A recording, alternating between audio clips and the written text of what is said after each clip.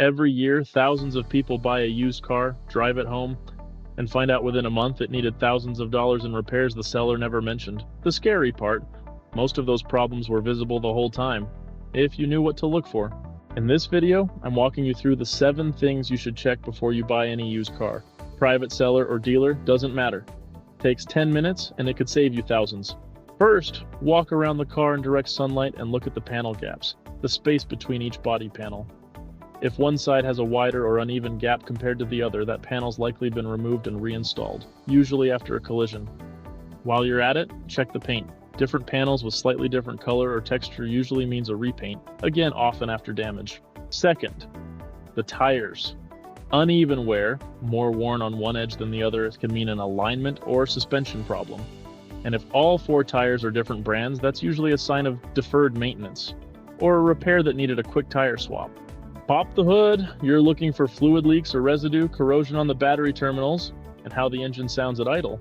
A rough or uneven idle can be minor, or it can be expensive. Either way, it's worth knowing before you buy, not after. Check the oil on the dipstick.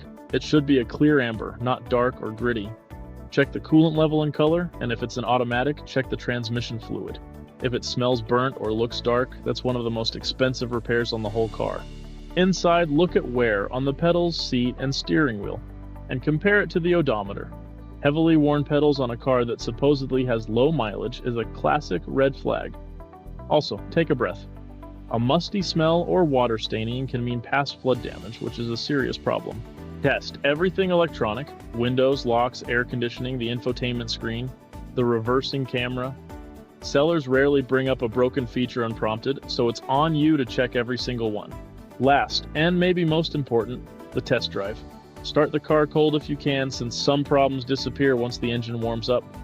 Pay attention to how it shifts, whether it pulls to one side when you brake, and any noise. A clunk, a squeal, a grind. Note exactly when it happens, because that detail matters a lot if you take it to a mechanic afterward. So that's it. Panel gaps, tires, engine bay, fluids, interior electronics, and the test drive. Do all 7, and you'll catch the vast majority of problems before you hand over a single dollar. If you want to actually use this while you're standing at the car, I built something that makes it a lot easier than trying to remember all 7. It's an interactive inspection kit.